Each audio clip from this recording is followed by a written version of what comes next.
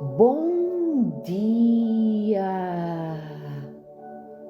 Que a presença do Espírito Santo inunde de glória o ambiente onde você se encontra. Eu abençoo o seu dia em nome do Senhor Jesus com uma paz sobrenatural que excede todo o entendimento. Que o Espírito Santo inunde o seu coração, inunde o seu ser. Que você abra os seus braços e abraça a sabedoria, abraça o Espírito da verdade, porque nas mãos dele, na mão esquerda, há riquezas e honra, na mão direita há sabedoria. Abraça o Espírito Santo de Deus hoje, abraça tudo aquilo que ele tem para si. Para você abraçar, você vai ter que abrir os seus braços. Faça isto até como um ato profético. E isso demonstra vulnerabilidade diante do Senhor. Permita que Ele fale ao seu coração, permita que Ele abençoe a sua vida. Em nome do Senhor Jesus, sejam quebradas todas essas crenças no merecimento, crenças limitantes, ensinamentos errados, velhos, antigos, de leis, que não é o que Deus manda fazer você. Não tem a ver com a graça, não tem a ver com o amor de Jesus por si. Em nome do Senhor Jesus, eu abençoo o seu dia. Amém? Graças a Deus. Você consegue sentir a presença de Deus? Tudo o que eu orei, tudo aquilo que eu profetizei agora, foi direcionado pelo Espírito Santo para abençoar você. Nós não podemos meter o Espírito Santo numa caixinha e fazer sempre igual. Sempre igual. Isso é tudo treta. De que tem que ser sempre igual, à mesma hora, no mesmo local. Não é. O Espírito Santo de Deus se move. Jesus sempre fez curas, milagres e maravilhas de formas muito diferentes. Ele quer fazer milagres criativos nas pessoas. Ontem falámos acerca de fé, mas nós temos que ter fé para isso. E hoje o título da nossa mensagem, hoje é dia 30 de janeiro, o título da nossa mensagem chama-se Gozo em meio às tribulações. Gozo significa alegria, ou alegria em meio às tribulações. E aqui no livro de Hebreus 12:2 nos diz aqui o seguinte: tendo os olhos fitos em Jesus, autor e consumador da nossa fé.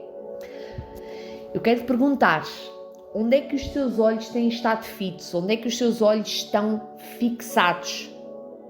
Desde que você recebeu Jesus como Senhor e Salvador da sua vida, ou talvez você está aqui a ouvir esta mensagem pela primeira vez, a ouvir falar do Senhor, Ele, desde esse momento, desde o primeiro encontro que Ele tem consigo, independentemente de se você já tem muita fé ou pouca, Ele quer que você mantenha os seus olhos nele. E você vai ver vários exemplos nas Escrituras Sagradas, quando Pedro teve fé para andar sobre as águas e de repente desviou o olhar de Jesus, o que é que aconteceu? Afundou-se.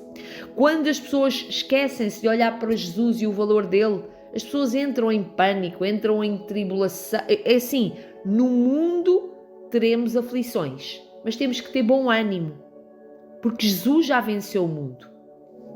Só que muitas vezes quando você olha para esta passagem assim e não mergulha, não entende o que é que ele venceu por si, isso não lhe traz grande fé. Sim, eu confesso que antes de eu ter a revelação até deste versículo, no mundo tereis aflições, mas tendo bom ânimo. Muita gente me dizia isso e talvez seja o seu caso também. No mundo tereis aflições, mas tendo bom ânimo, eu já venci o mundo. E Jesus diz isto para você também hoje. Ele já venceu o mundo. Eu digo isto para você, da parte do Espírito Santo de Deus, do Espírito da verdade, do Espírito da sabedoria. Eu já venci o mundo. Tendo bom ânimo, eu já venci o mundo. O que é que Jesus venceu por si? Ele morreu na cruz pelos seus pecados. Ele pagou a sua dívida. E isto não anula as tribulações. Senão ele não diria, no mundo tereis aflições, mas tendo bom ânimo, porque eu já venci o mundo. Então, isto não traz imunidade quanto às tribulações, mas ele pagou a sua dívida. Isto é a mesma coisa que você talvez se tenha preocupado com um débito bancário e veio alguém e disse, olha, não precisas te preocupar mais, porque eu pago isso. Foi o que aconteceu com Jesus. Ele pagou os seus pecados, ele pagou pelos seus pecados. Ou seja, ele anulou aquilo que você tinha que pagar, porque o salário, olha aqui, o salário do pecado é a morte. mas Jesus pagou esse salário através do sangue inocente dele próprio, derramado na cruz do Calvário. E muitas vezes você está preocupado ou pensa que porque você está a passar por essa situação difícil, e é aí que muita gente às vezes perde, começa a entrar em stress, em ansiedade, porque se esquece do seu posicionamento em Jesus, esquece de olhar para o autor e consumador da nossa fé. Ontem expliquei o que era a fé. E agora eu quero lhe perguntar, para onde você tem olhado ou para onde você tem corrido quando vêm tribulações, quando vêm vendavais, quando vêm problemas? Você tem verdadeiramente olhado para Deus? Porque uma coisa é olhar, ou seja, até eu troco aqui esta expressão. Uma coisa é o olhar, outra coisa é eu ter os meus olhos fixados, ou seja, há pessoas que usam uma expressão, vou dar uma olhadinha aqui, ou seja, dar uma olhadinha é eu passar os olhos, mas quando eu fixo os olhos em algo, os meus olhos permanecem ali. Isto não tem a ver com você ficar como um alienado, não, mas é você ter os seus olhos da fé em Jesus, e você precisa ter as palavras dele guardadas no seu coração, entende?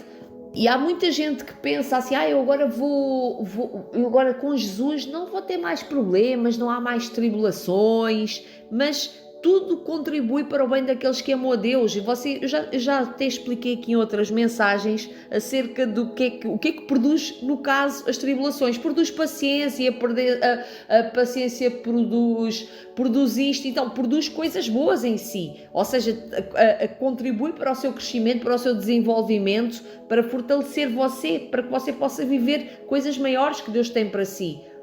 Ou seja, eu não vou dar Deus não vai dar ou seja, você como pai ou como mãe, você tem a responsabilidade de dar coisas às suas crianças, coisas que eles saibam usar. Não vou dar um avião para uma criança de 5 anos ou de 6 anos que ainda não sabe, pode até saber pegar ali em algumas coisas, mas ela não sabe, não tem consciência do que está a fazer, entende? Então, às vezes você se questiona, porque é que isto está a acontecer consigo? O que é que eu fiz de mal? Muita gente chora e tudo e pensa que fez alguma coisa de errado. Você talvez até esteja a dar os seus dízimos, as suas ofertas, está a pregar a palavra, você está a ser generoso, você está a fazer tudo certo. E você se questiona, porque é que está a passar por essas situações difíceis? Jesus disse, eu vou repetir, no mundo tereis aflições. Ele não disse que poderia haver tribulações ou que se você não fosse uma boa pessoa que a tribulação viria. Repare, quando os discípulos estavam com Jesus no barco, veio uma tempestade. E as tribulações são um pouco semelhantes às tempestades. Vem ali uma tribulação, não é? Uma tribulação, há ali um movimento ali grande. E era o que estava a acontecer ali. Estava a ver, as escrituras sagradas dizem que as ondas batiam no barco com muita força. E o barco estava ali em grande tribulação em alto mar. Mas o que é que acontece? Os discípulos tinham feito alguma coisa de errado? Não há registro nenhum disso. Mas o importante é que Jesus estava dentro do barco. E Jesus continua a estar dentro de você. Se você tem o Espírito Santo, você tem Jesus em si.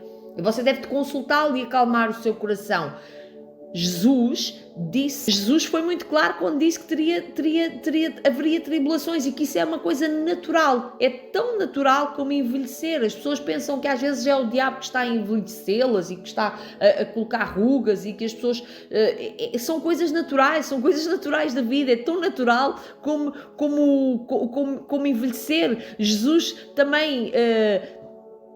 também deixou este alerta. Eu sei que esta mensagem talvez não seja aquelas mensagens que você goste mais, não é? Porque é uma mensagem que fala de tribulação, mas ao mesmo tempo traz o amor de Deus para o seu coração e a segurança de onde você deve ter os seus olhos. Então, ele também disse que as pessoas seriam perseguidas. Ele disse, porque nenhum servo é maior que o seu senhor. Na verdade, as pessoas não estão a perseguir você. As pessoas que perseguem você, que vão contra você, as pessoas estão a ir contra o tesouro que você carrega dentro de si. É por causa de Jesus. Mas se você quer chegar até ao fim e desfrutar todas as promessas de Deus, você tem que ter bom ânimo. Você tem que ter bom ânimo, porque Ele venceu o mundo. E esta é a promessa maravilhosa que Ele tem para si. E Ele dará poder, Ele dará graça, Ele dará sabedoria, Ele dará livramento a você se você continuar com os seus olhos fixos nele. Ele apenas pede, Ele apenas quer que você ore a Ele, peça a Ele ajuda. Peça, faça como os discípulos. Oh, Senhor, está aqui a haver uma tempestade. Acorde-o, fale com Ele. Amém? Posso orar por si? Paizinho querido, nós queremos agradecer, nosso Deus, nosso Pai, nós queremos agradecer, Pai, por esta mensagem de fé, Pai. Eu sei que tem aqui pessoas que talvez estejam a passar por tribulações, por dificuldades e por necessidades, Pai. Senhor, mas eu peço mais uma vez, assim como pedi ontem, que o Senhor aumente a nossa fé, Pai. Ajude-nos, Senhor, equipe-nos, Senhor, com as ferramentas necessárias, Pai, para quando as tribulações e perseguições vierem, Pai, que Tu nos dês graça, dê paciência para suportar com alegria, porque a alegria do Espírito é um gomo, faz parte, Senhor. Enche-nos da Tua alegria, ajuda-nos a viver de uma forma que Te agrade, que possamos dar um poderoso testemunho para aqueles que nos cercam, de que o Senhor Deus está vivo e cuida de nós, e ajuda-nos a contar com Jesus sempre e a ter forças, em nome do Senhor Jesus. Amém.